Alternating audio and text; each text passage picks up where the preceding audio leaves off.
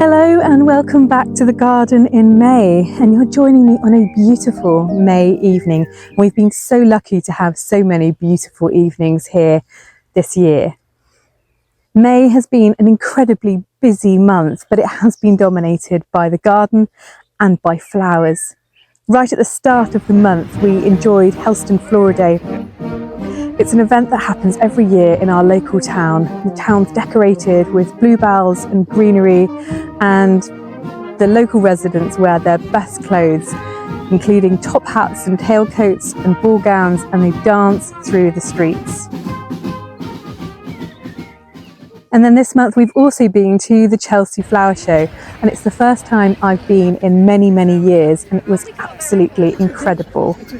And I've come away feeling really inspired. So it's been a fantastic month, which is why my film this month is coming a little bit later than I would have anticipated. So I really want to do a little garden tour with you today and show you some of the things in the cut flower garden that is working really, really well, and other things that have been a bit problematic for me this year. And I'm starting off down here in the dahlia beds, and I normally grow around 80 dahlias here. Generally, I will have lifted them in the autumn and stored them over the winter, potted them up in March, and then planted them out in May. But this year, it's been a little bit different. I actually left my dahlias in the ground over the winter, and I was very pleased to see that they were starting to reshoot at the start of May. I was very worried, I have to say, that they weren't going to regrow.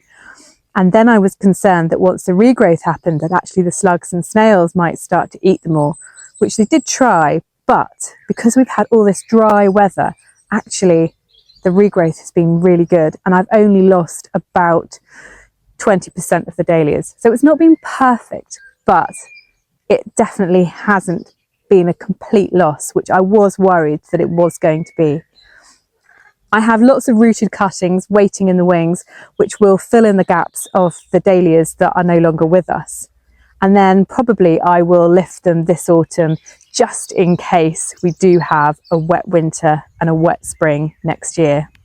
So let's have a little tour of the garden. And don't forget, if you are enjoying our flower films every month, then do like and subscribe. Something that's absolutely loved this spring is the Aquilegia. I don't think my Aquilegia has ever looked this good. We've got these beautiful winged Aquilegia, and I grow them in a variety of colours, mainly the sort of pinky yellow ones and the white ones.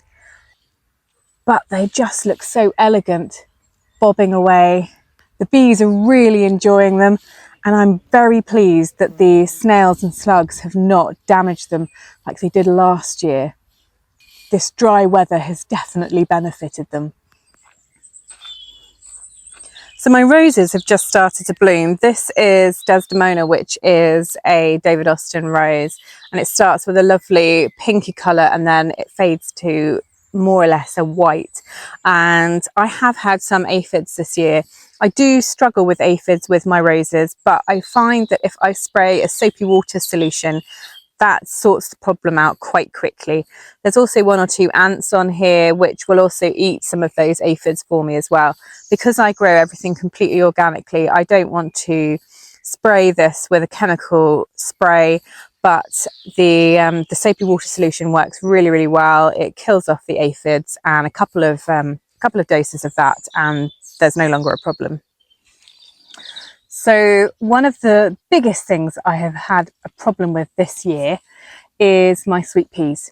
So I autumn sowed sweet peas, as I do every single year, and I also sowed another batch in late January, and they all grew away beautifully, and I planted them out in late March and also in early April. And we had gale force easterly wind for at least a week every single time I planted out my sweet peas. And the cold wind has absolutely obliterated my sweet peas.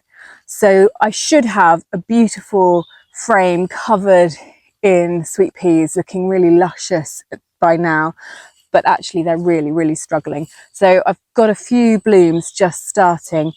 These have only arrived today, but I'm definitely not going to have as many sweet peas as I would like to have.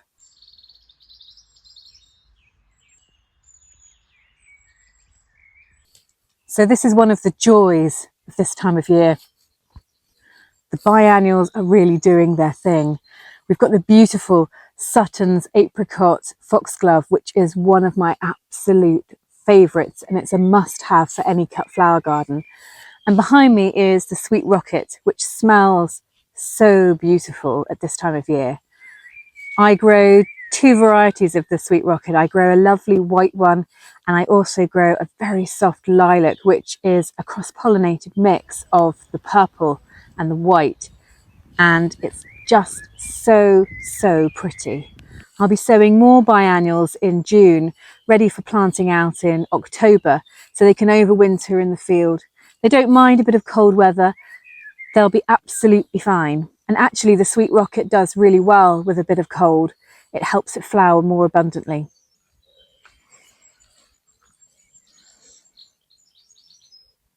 The Sweet Rocket really does smell phenomenal.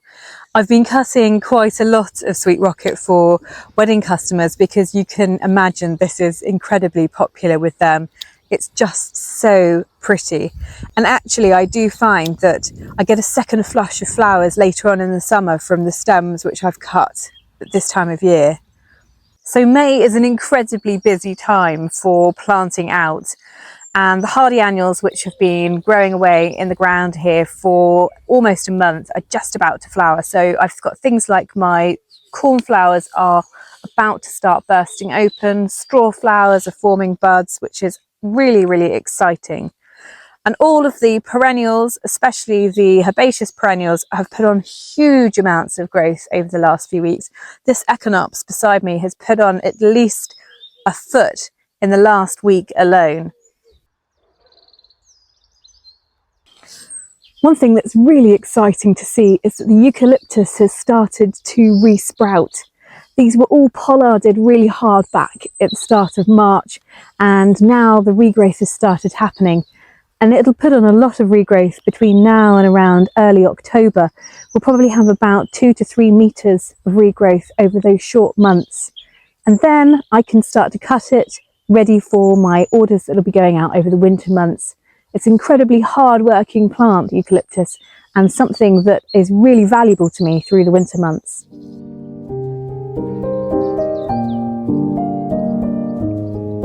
So thank you so much for joining me on this little tour of the cutting garden, and I hope to show you more next month in June when we have a real abundance of flowers.